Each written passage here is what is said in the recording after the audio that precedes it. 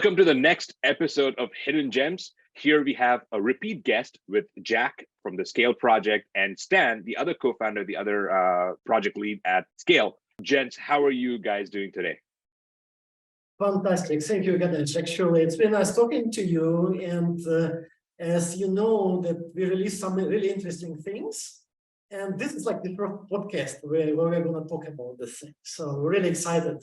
Incredible, incredible. And Jack, you just got off a flight across the pond and you're fresh as day.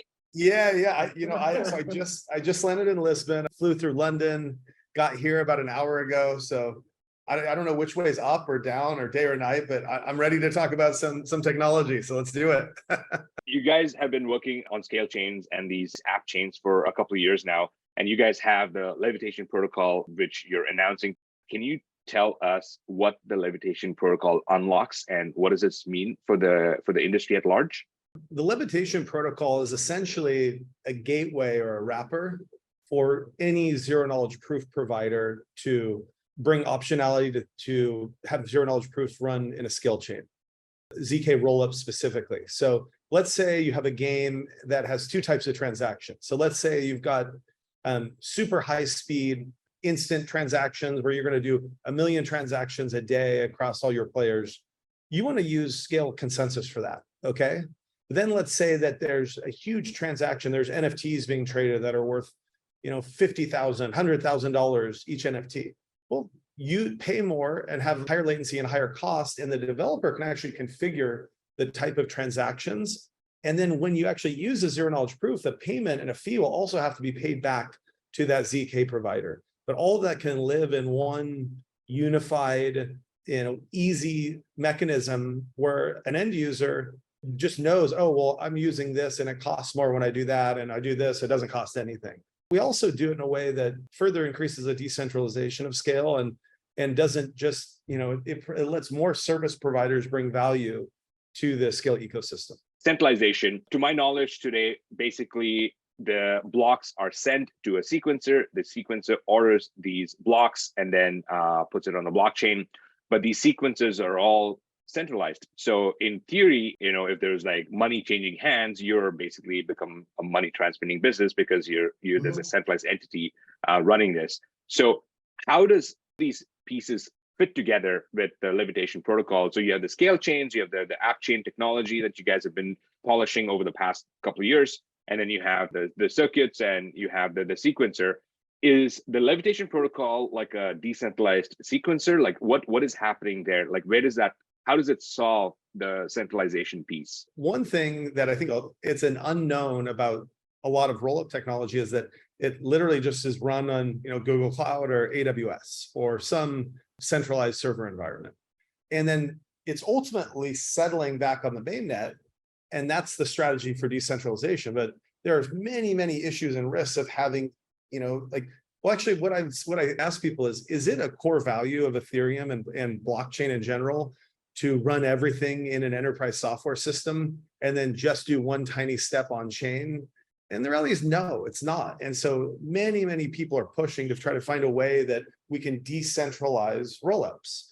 And that's the problem. And so when we sought to solve the issue, we thought, how can we help with the decentralization component and partner with all the brilliant people creating ZK? So Stan, why don't you then talk a little bit more about how that comes together? How does that decentralization actually happen? When you have a rollup, you have a ZK rollup, people submit transactions to some software agent, and it's typically a centralized agent which runs probably on AWS somewhere. It's just a single node. And this agent is called a sequencer, maybe implemented in Python, in Rust, and anything. This agent takes transactions and packages them into chunks. So the sequencer is actually a block maker. It creates a block. You submit many transactions to the sequencer. It's a software agent, creates a block. And at that moment, there is this hardcore ZK mathematics happens, the number crunching, where you take the block and you basically run it through the super duper crunching machine, which may take like minutes to do it, maybe a cluster of GPUs. And then the block comes out, but not only the block, but also some interesting stuff which is called ZK proofs. And ultimately, you submit this data to Ethereum mainnet, and it's magically gets somehow verified by the smart contract. Again, you submit in a centralized way. Let's talk about the second problem that exists in this fragmented landscape with the state isolation. And so fundamentally, these rollups don't have access to the state of the different rollups. They're basically, silos. How does the Levitation protocol address this? And maybe Stan, you can take this on. How is the state? Like, is it readable? Is there a latency? Is there a delay? What are the trade-offs with security and so on? Before we do it, actually another interesting analogy. Probably you guys saw the Inception movie.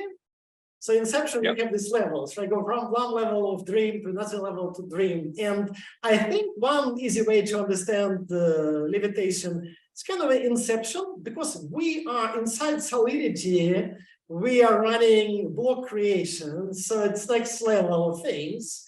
So all of our blocks are actually inside of Solidity, inside of another chain, inside of SKALE chain, because the information is stored in Solidity, the sequencer, the sequences, the chunks, the state rules, all of this stuff, which could be a little different for different rollup, but we're treating them as a black box, right? Just storing this data. The data is inside of a Solidity smart contract, and any of these guys that actually, these decentralized sequencers, the nodes, they can actually read the state of the rollup. And if we run two rollups, we can potentially have on a single chain, run any number of rollups, like in this Inception style. So it's actually a really interesting research question, what we'll be able to do with it. And it's really excites us. What I try now is just to build a prototype to see how these things work, and to also try to get an intuition how this thing, what's the best way for these things to communicate? I think, Ganesh, to call out, I think your question actually brings up a bigger question about what I would say is a challenge against Ethereum scaling by the kind of monolithic layer one pundits out there. It's that, how can this whole world of disparate mechanisms actually talk and have, unified interactions that are cohesive and have a good user experience? And the answer is, how does the world today of asynchronous databases work and communicate? Well, the point is they work and communicate because they can message each other, but you lose the ability to do atomic swaps and flash loans and different mechanisms that a unified layer has. But the point is, those are very small use cases in a whole world of blockchain transactions and smart contract calls. And as long as, these dream states, as Stan put it, eventually can rectify, and you can't be spending your money in two different dreams concurrently, can't spend the same, token twice. As long as you are able to bond these tokens into and ensure that other, contracts can't finalize until other things are finalized, then it all makes sense. Just like today, like if I'm taking an Uber and Uber pings my bank account, but then I concurrently spent all the money right before the ride ended, and then I couldn't pay it. Well, yeah, that could happen in reality, but is that an issue every day? No, it's not. Like, we still figure things out with disparate, unified databases. If I were to bring another analogy for my own understanding, you can think of this as the Java virtual machine that abstracts away the complexity of the underlying machine architecture, and not just running the Java instruction code on the Java virtual machine. You re-implement something like Python or Ruby, so that runs in the address space of the JVM. And now you have access to not just the JVM state, but also these other virtual machines that are running on the JVM. So it's all like one cohesive kind of universe, essentially, because now you can introspect all of these dream states, as you guys put it. Absolutely, Ganesh.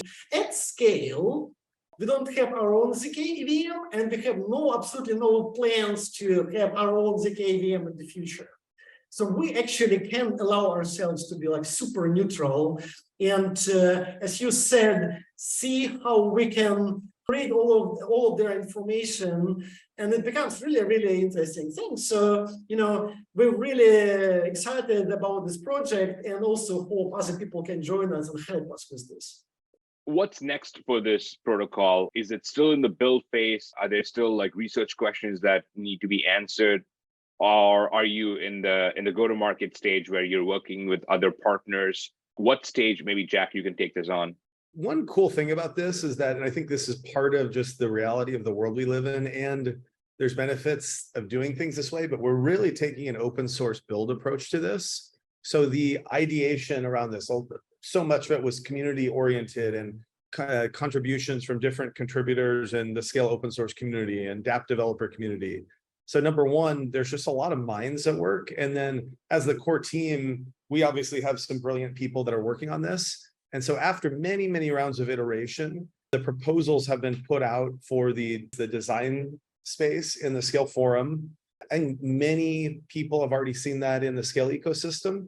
And then we're actively in go-to-market mode, working with a number of ZK partners to lock in who will be our launch partners. So that will be the next phase. And the nice thing is that in the conversations we've had with these teams, they are so busy just trying to get their ZK rollup to be faster and have less latency and have lower cost, that the thought of then how do they decentralize it is incredibly, it just makes their brain explode thinking about that. And then, like Stan said, it's a different skill set. And we have our set of geniuses over here in the SKALE project that are working on a different problem. And really, I think, our goal is to create some nice win-wins, so the reception has been incredibly positive because the partners are saying, what, you're going to build that? Okay, I can just plug into that. I don't have to do anything extra. I just need to make sure that we're there to collaborate and ideate. So it's hard to, promises on timelines for something that is so open source, but the community wants to see something in Q4 out in a testnet environment. It might be later, it might be earlier, but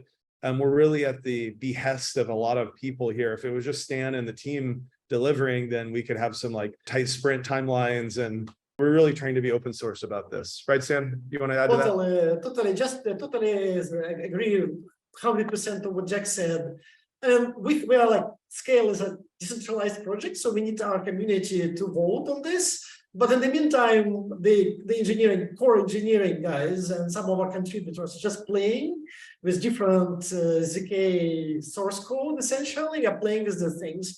And I mean, the good news is that a lot of the hard work is already done. If you look at, what exists in SKALE today, it's a repurposing or additional purposing of all of that code. And it doesn't, again, it doesn't cannibalize what's already happening. These 75 million transactions that have happened in the last year will keep happening, and hopefully at an even higher and higher rate as more and more dApps join. And that won't go away. This is just another element that gets added to the mix. So, okay, guys, we are about to wrap up here. Any final parting thoughts? Yeah, hey, so we're pumped. Thanks for having us on today. One of the fun things about this is a lot of our ZK competitors who, I think ZK is still in the early days. These competitors end up becoming partners. And as to Stan's point he just made, is it's all just very use case dependent. And I think one of the things about blockchain that's been a gating factor is that everyone thinks, oh, blockchain does one thing for everybody. And that's why you still have people that argue Ethereum or Bitcoin. Ethereum sucks, Bitcoin's a bit. It's these things are not mutually exclusive. They serve different points and use cases. Look at software today. Look at all of the different pieces of software we have to, that make the the Web 2 world hum. And we're just still in the early days. And this is, I think, one of those pushes and that we're making, and within the SKALE community, other people are making similar pushes to have more specific solutions for more specific use cases as the use cases grow. Compared to what Jack said, also my parting thing is that there's incredible number of projects in the ZK space, and as we speak, new projects are getting funded, new types of mathematics, new exciting things. So if you happen to listen to this podcast and you are working maybe in a small startup and you're doing something interesting in ZK AVM space and you want to collaborate to SKALE, please go to our Discord, send a Twitter message to me, to Jack, to any of our team members.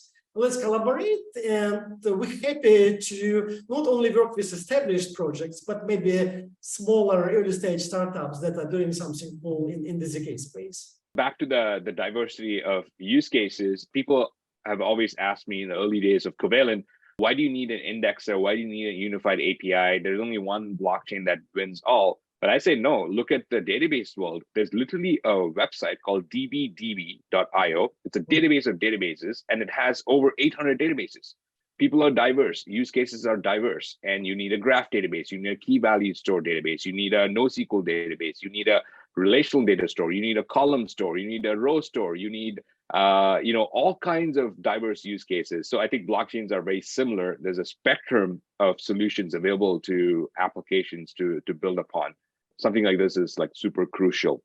Fantastic having you guys on the pod. Thank you so much for your time. Take care. Thank you. Bye, guys.